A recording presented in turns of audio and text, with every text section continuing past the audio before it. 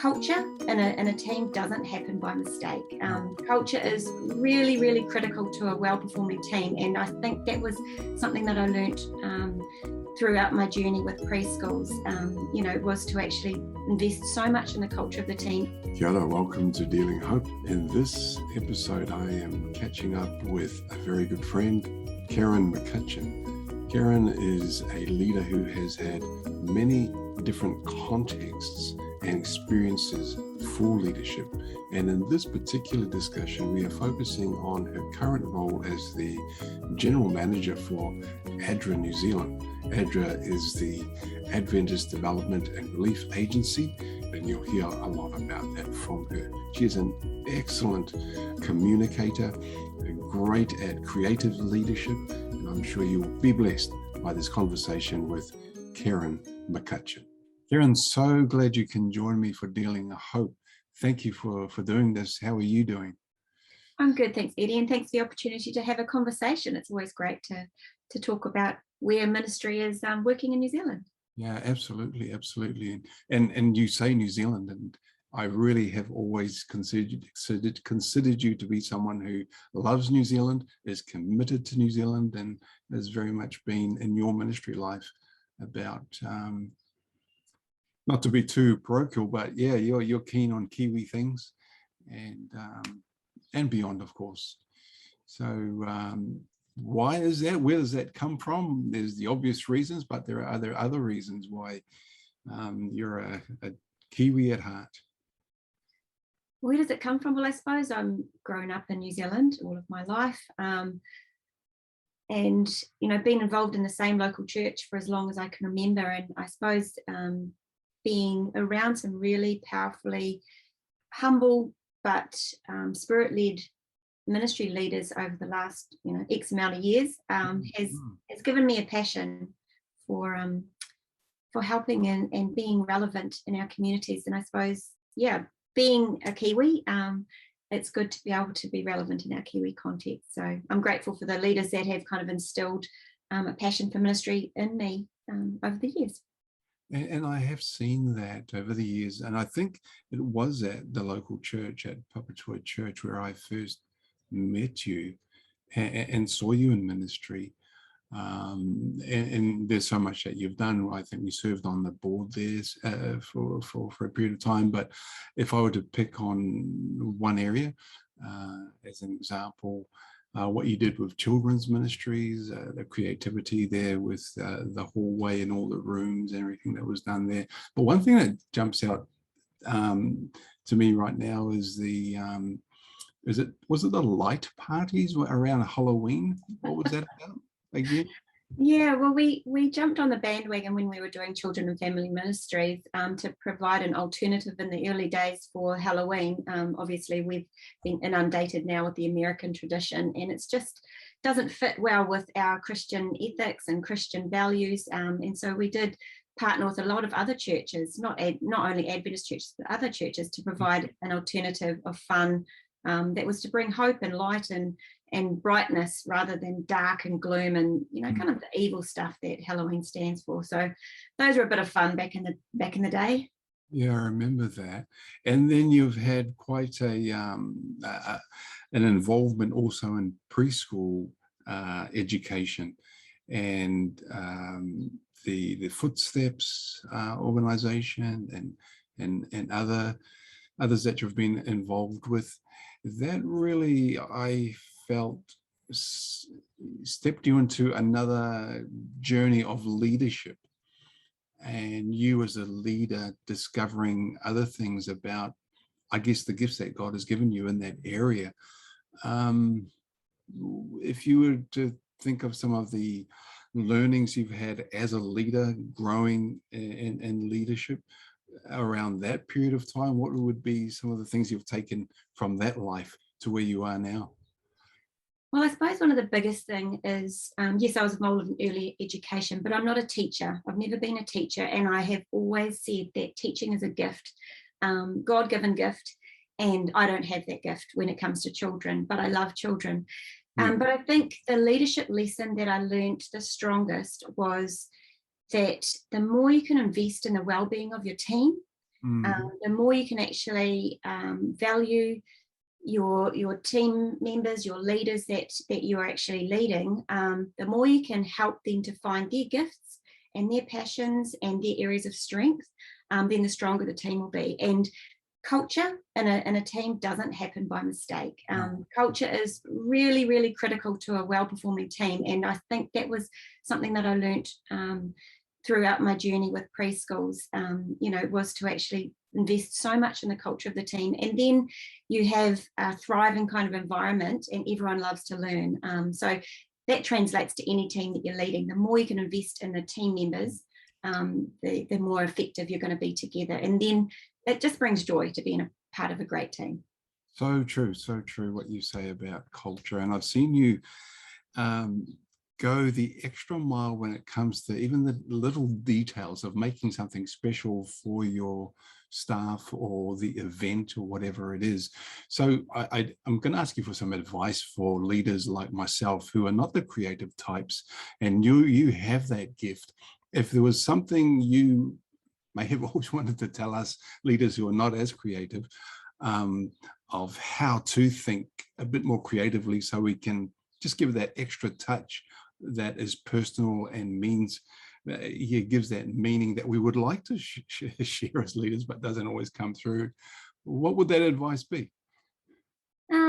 I think if you can personally acknowledge somebody for something that they've done or a character trait that you see on a regular. So it doesn't have to be big, but just to say to someone, I noticed that you did this and that was appreciated, is probably the most effective way of just building that culture.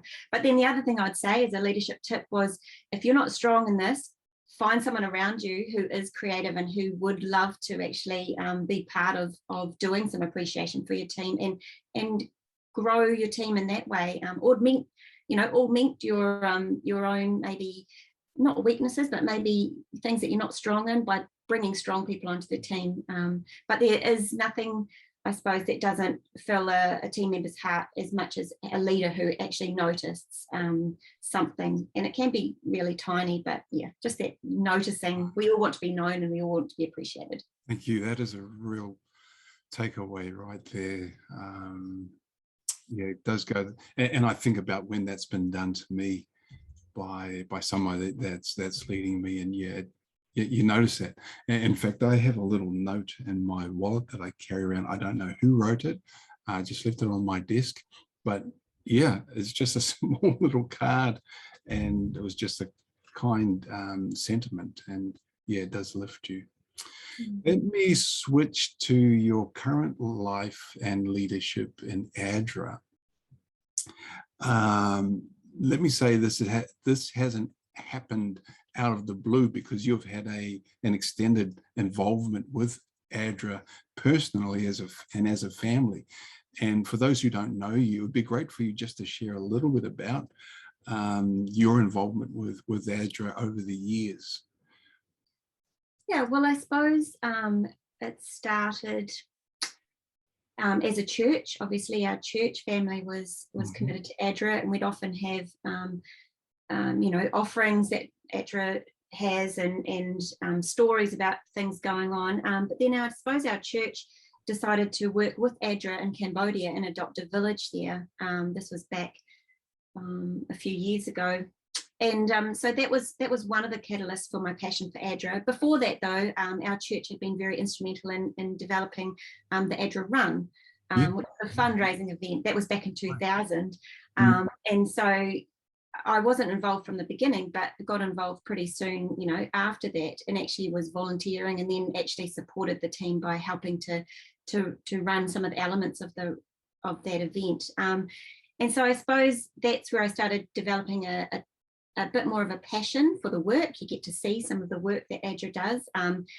It wasn't until I actually went to Cambodia myself, and our family took an extended period of time to stay in Cambodia to work with ADRA. And I suppose that's when I developed the really high regard that I have for ADRA. I've always been passionate about ADRA, but I saw on the world stage how ADRA is so well respected.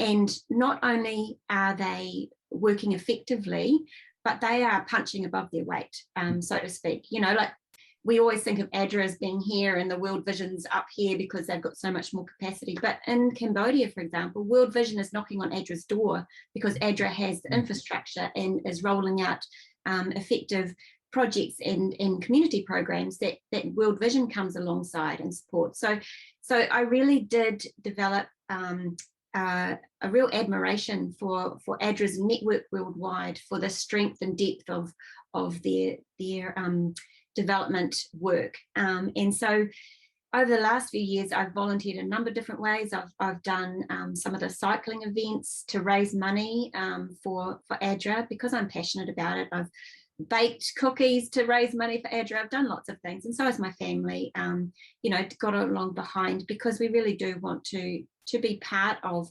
ADRA in a tangible way. And so I suppose that's a little bit of the history, and then the opportunity to come into the team, which came up last year, and that's just been another eye-opening journey, because I'm now not only on the outside looking in, but I'm on the inside of ADRA and seeing a lot more of the workings and seeing a lot more of the dedication and the time and the energy it takes to actually support the projects that are happening in the country. So it has given me another level of appreciation for the hard work that the team does. Your family certainly has been involved. I remember how you and your husband Ryan and your children went to, was it Cambodia or? Yeah, Cambodia. Yeah. Spent time there, a few months. Yeah. And then, of course, they have featured there at the runs, at the fun runs, and that's been, Ryan is great at that. And of course, you as the key organizer. This year with ADRA and some of the other teams that you partnered with ran a weekend called the Champions Weekend, and I attended that for the Saturday, and it was an amazing Sabbath. And the reflection back on that for all of us has been that weekend really worked. Why was that? What happened? Why was that such a success? Because the concept itself of community champions and local church makes a whole lot of sense. But there was something about that weekend that was special. And I've been to so many, as you all have been to, so many conferences and programs, but that was something else. Yeah, I mean, I think I came onto the team when that had already been planned, and there's still a lot of planning that happened, but the concept and the vision had kind of been seeded when I came onto the team. I think there was a number of things that came together to really strengthen how that worked. And one of the key things, I think, was the investment that Sally, who is our national programs manager, Sally made in connecting with the champions from the churches on a weekly basis in a discipleship forum. So she drew on experts and leaders in this space like Paul Siopi and a number of other leaders to really invest in the champions on a long-term basis for the months leading up to the conference. So when they came to the conference, a lot of them had been on this journey and they were fired up and pumped up. I mean, another thing that kind of was in our favor is that we'd been in a little season of lockdown just before that. And so I suppose people were excited to be able to get out and connect and come together.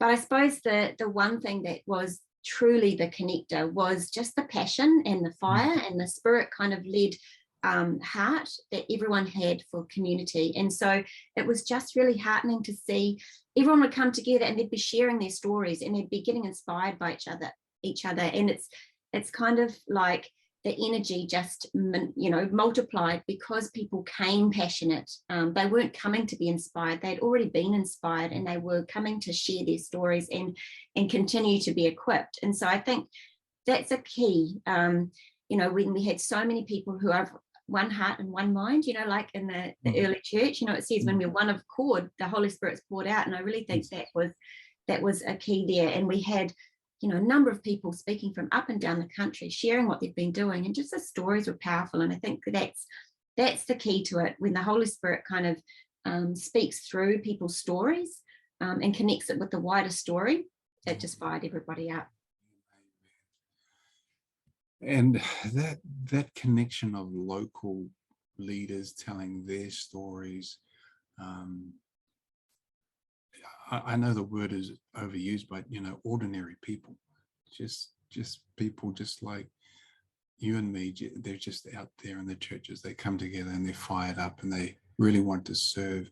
And this is interesting because there has been, and unfortunately continues to be, a perception that ADRA doesn't do enough locally, but there are just so many programs and initiatives that do take place locally in country with ADRA.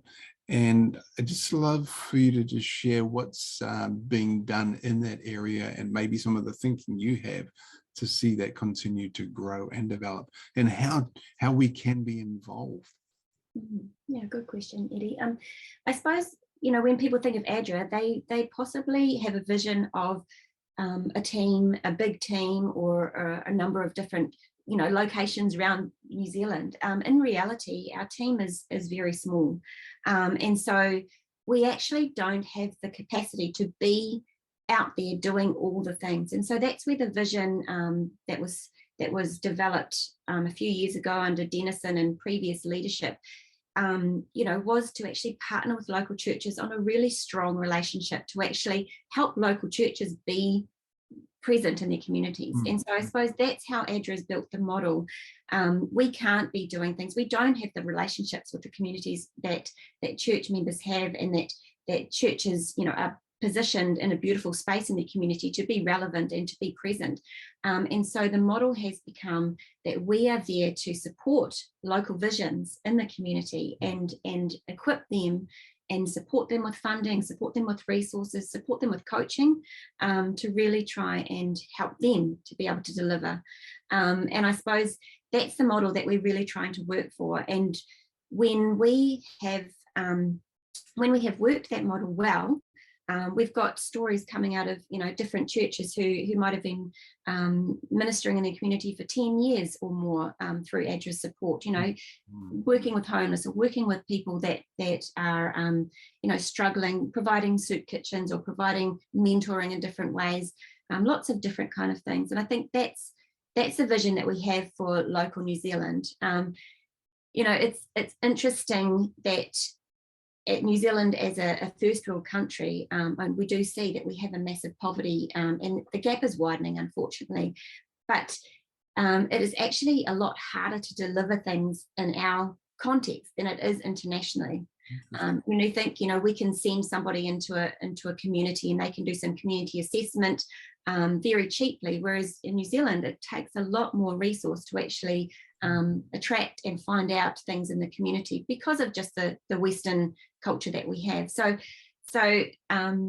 we do have challenges in the national space, and our model of working through the churches is what we see as being the most effective way to be able to have a depth in New Zealand across all of the country, and that's where we'd love to partner with more and more and more champions and churches to actually make relevant projects and programs happen in our communities. This really does highlight the role that the local church has to play and can be involved in. I really believe that the local church that is truly present in its community, whether it's around the church building or where that church member attender lives, works, goes to school, that presence in those places is really the presence of Christ and the establishment of the kingdom that really will make a difference.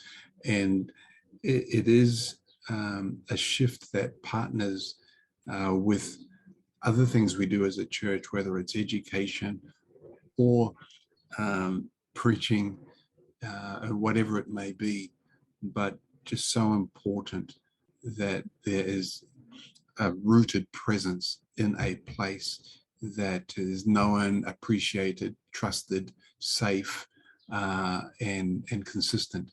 Yeah. So I really hear that. But you know what? As much as we talk about that, but really the greater need is overseas, internationally. Where is ADRA involved at the moment? Where are you serving for New Zealand, and also how are you doing that when we can't travel?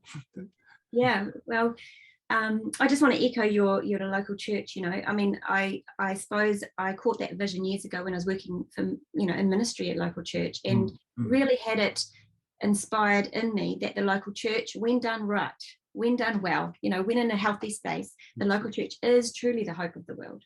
And I think that we really do need to see ourselves as the church. The church is not the building. The church is not a place we go to. The church is how we actually live in our communities. And I suppose a kind of a bit of a slogan or a bit of a catchphrase that I've been using this year is, like the church, we are the church, but ADRA is kind of a game plan for getting into your communities, So ADRA is a game plan for serving. And you think of the name ADRA, Adventist Development and Relief.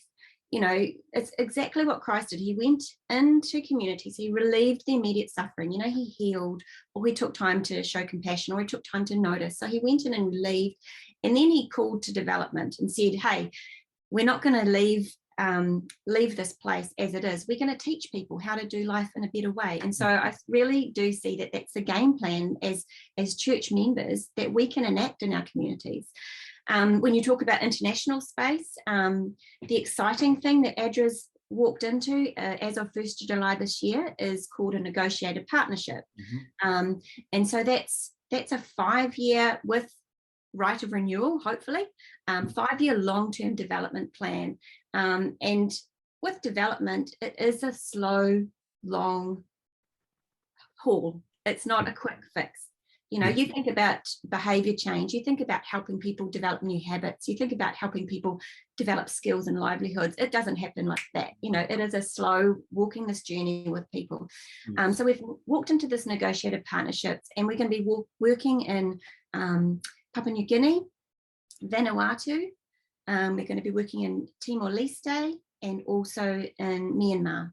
Those are our 4 primary development countries. Yes.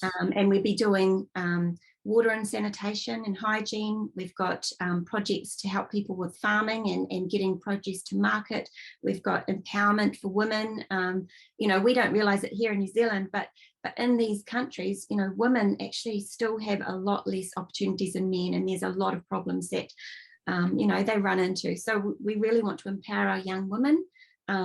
And we're working to actually establish communities that have livelihoods and have the ability to pass things on to their children and, break that cycle of poverty. So those are our 4 main countries. In addition to that, ADRA also responds to disasters and relief efforts when communities are ravaged by disasters. So we're still rolling out disaster relief in Fiji after Cyclone Harold from last Christmas.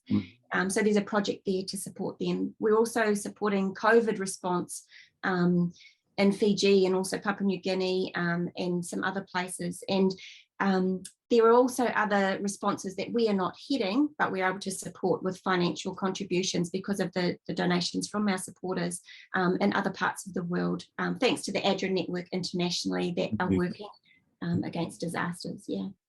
And of course, the partnership we have with Australia, which has just begun. And so that's really exciting. I'm looking forward to seeing that grow. Yeah. Let me just go back and just pick up what you were referring to there about the challenges for women in society and the part that ADRA has to play in that. And I would like to add, I think, the importance of the church in playing a role in breaking down